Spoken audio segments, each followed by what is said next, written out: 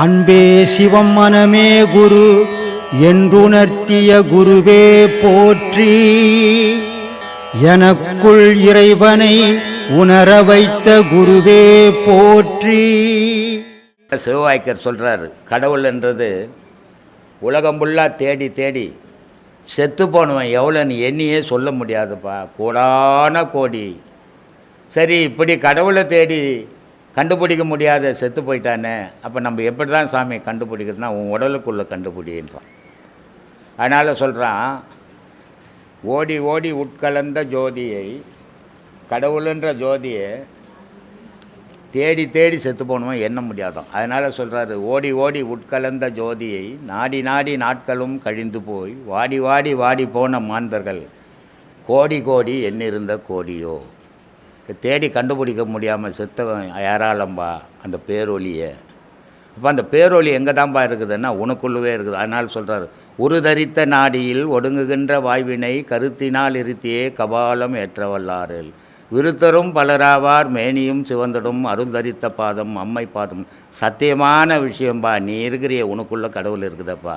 நீ உலகம்பெல்லாம் போய் தேடிங்கிறிய உனக்குள்ளே தேடிப்பாராம்பான்னு. அதனால் சொல்கிறான், நட்ட கல்லை சுற்றியே 4 புஷ்பம் சாத்தியே சுற்றி வந்து முணுமுணுக்கும் மந்திரம் ஏதடா. நட்ட கல்லும் பேசுமோ நாதன் உள்ளுர்கள். கடவுளும் உனக்குள்ளே இருக்கிறானடா, நீ நட்டு வச்சுக்கிற கல்லடா பேச போகுது, ஏண்டா புரிஞ்சிக்காமல் இருக்கிறேன்றான்.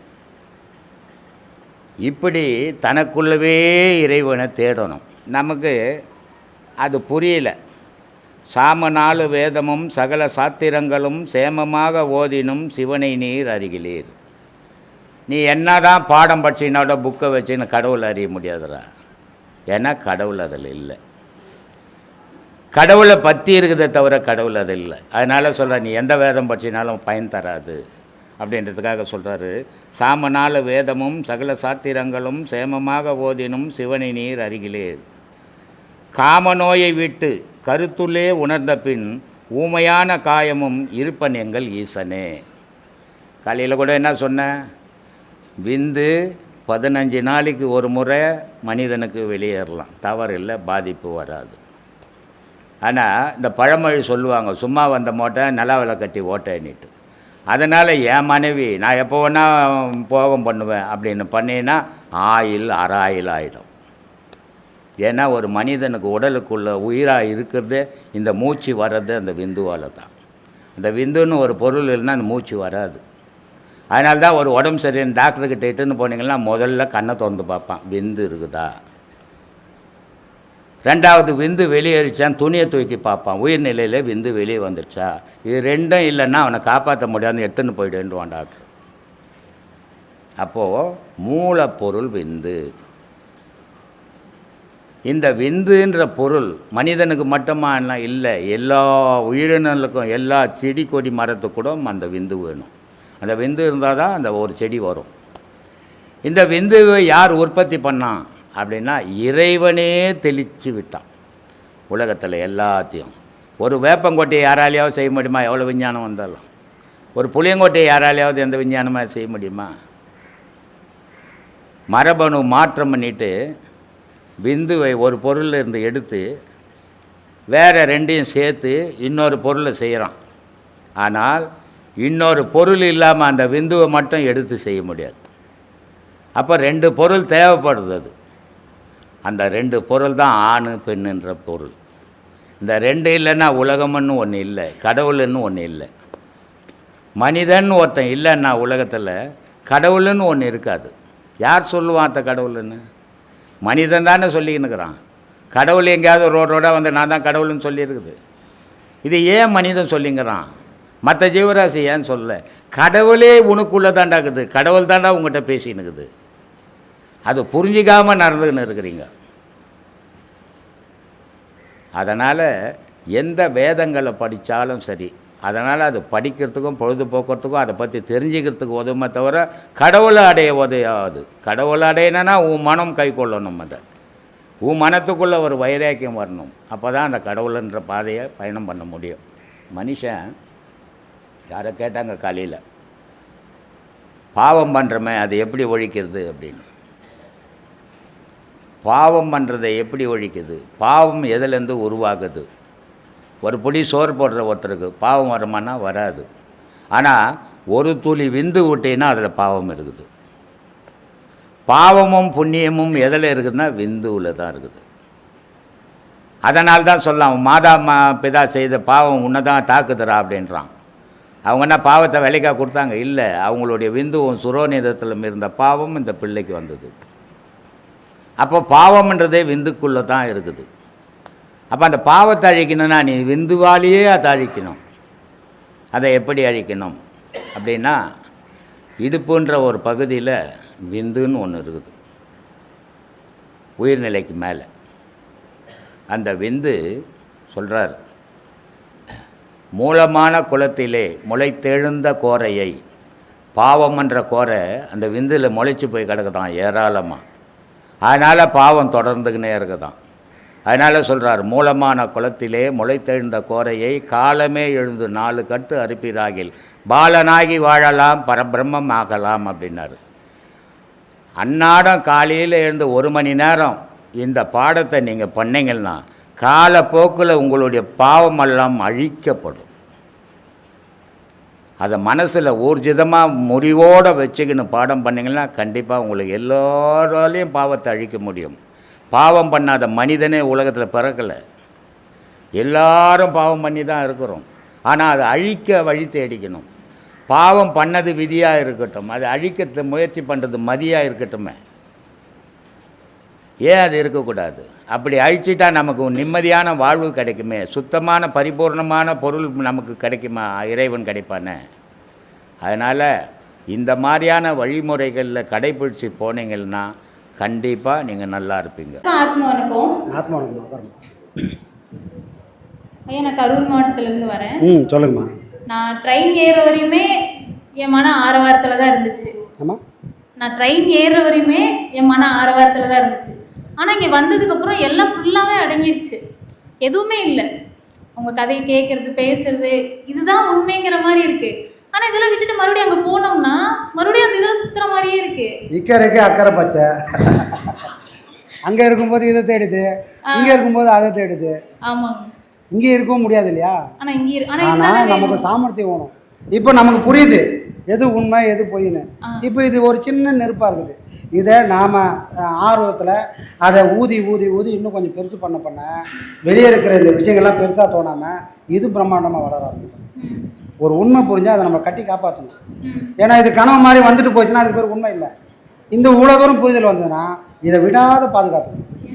அது பின்னாடி வாழ்க்கைக்கு மிகப்பெரிய ஒளியாக அது இருந்து வழி நடக்கும். சரிங்களா? விட்டுறாது. சிற்றினத்தை உணர்ந்தவங்க இல்லற வாழ்க்கையில் ஒரு ஆரவாரமாக இருக்காங்க. ஆனால் பேரின்பத்தை உணர்ந்தா நிலை என்னவாக இருக்கும், யாரால் உணர முடியும்? இந்த சிற்றின்பத்தையும் பேரின்பத்தையும் எப்படி பார்ப்பது, எப்படி சொல்கிறது? சிற்றின்பம்னா மனுஷனாக பிறந்த இல்லை, மனுஷனோட விட்டுடு, உயிர்களாக பிறந்த எல்லாமே அதை அனுபவிக்குது. அது ஆடு மாடுலேருந்து கோழி கொக்குலேருந்து எல்லாமே அந்தந்த உடலில் இருந்து உடல் சார்ந்த இன்பத்தை அனுபவிக்குது. அதுக்கு பேர் தான் சிற்றின்பம். இந்த உடல்னு ஒன்று இல்லைன்னா சிற்றின்பத்தை அனுபவிக்க முடியாது, இன்பத்தை அனுபவிக்க முடியாது. ஆனால் பேரின்பத்தை அனுபவிக்கணும்னா நாம் இந்த உடலை கடக்கணும், மனசை கடக்கணும். இந்த ரெண்டுத்தையும் கடந்ததுக்கு அப்புறம் தான் அடைய முடியும். அதை அடையிறதுக்கு, அதை சுவைக்கிறதுக்கு, சொல்றதுக்கு அங்கே ஒருத்தரும் இருக்க மாட்டான். அங்கே யார் இருப்பா? நான் எதுவாக வந்தனோ அது மட்டுமே அங்கே அதுவாக மட்டும் அனுபவிக்கும். அப்போ கண்டவர் வென்றதில்லை, வென்றவர் கண்டதில்லைன்னா அங்கே இருக்கும்போது அவன் பார்ப்பான் பாரு, அவங்கிட்ட மனம்ன்றது ஒன்று இல்லை. ஏன்னா மனம் தான் ரெக்கார்ட் பண்ணுது. எதை அனுபவித்தாலும் மனசானது ரெக்கார்ட் பண்ணிக்கினே நமக்கு திருப்பி திருப்பி திருப்பி போட்டு காட்டும். ஆனால் பேரின்பத்தை அனுபவிக்கணும்னா முதல்ல நம்ம கடக்க வேண்டியது இந்த உடல். ஆசனம் உட்காருங்க அப்படின்னு சொல்கிறோம், ஆசனம் கண்டிப்பாக போட்டு ஆகணுன்றோம். எதுக்காக சொல்கிறோன்னா, நம்ம போடும்போது இந்த உடல் எனக்கு வளைஞ்சு கொடுக்காது. அது என்ன பண்ணோம், அதோட திமிரை காட்டும். நான் என்ன பண்ணுவேன், அதோட திமிருக்கு நான் பலியாயிட்டா, சாமி என்னால் முடியல, கொஞ்ச நேரம் போட்டுக்கிறேன், அப்புறம் ரிலீஸ் பண்ணிட்டோமா, சரி போட்டுக்கோ.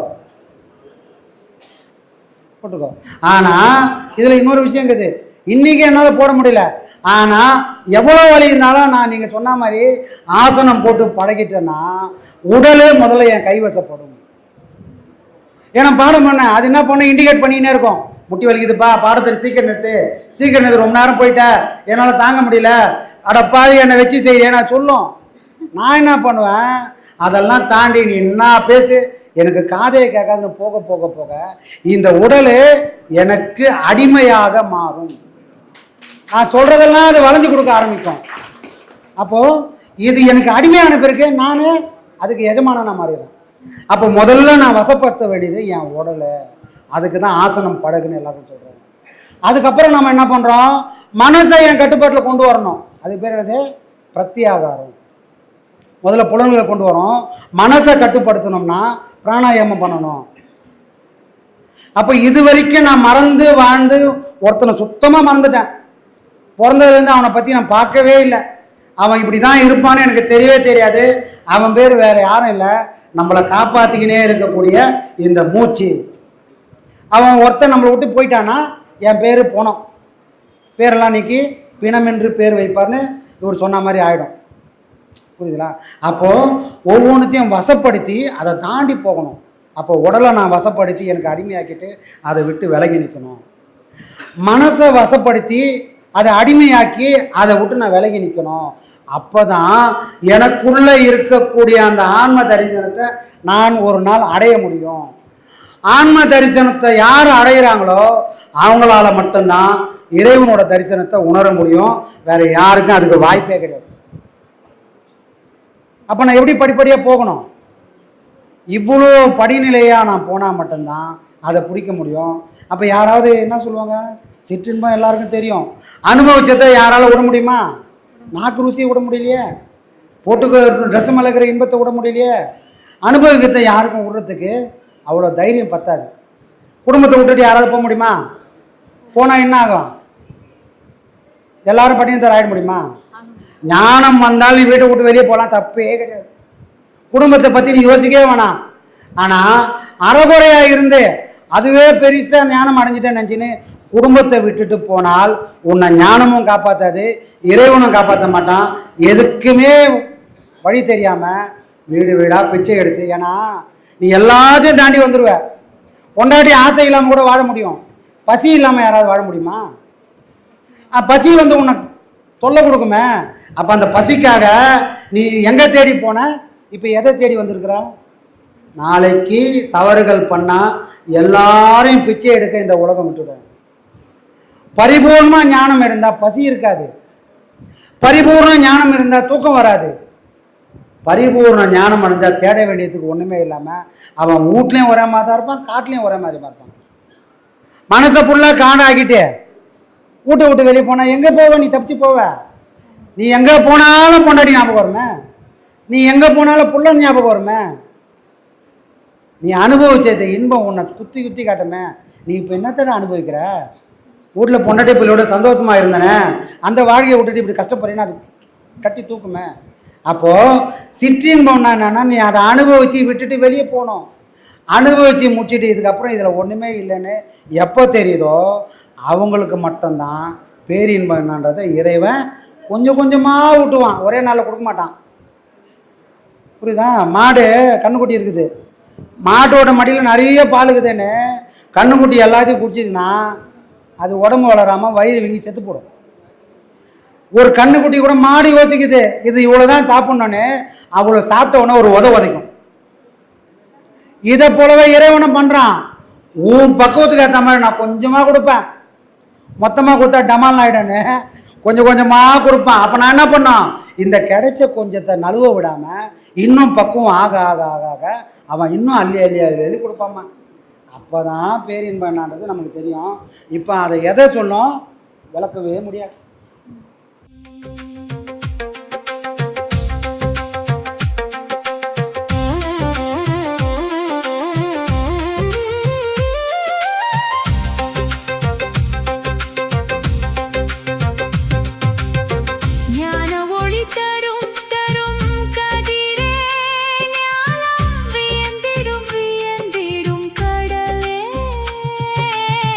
ஞான ஒளி தரும் தரும்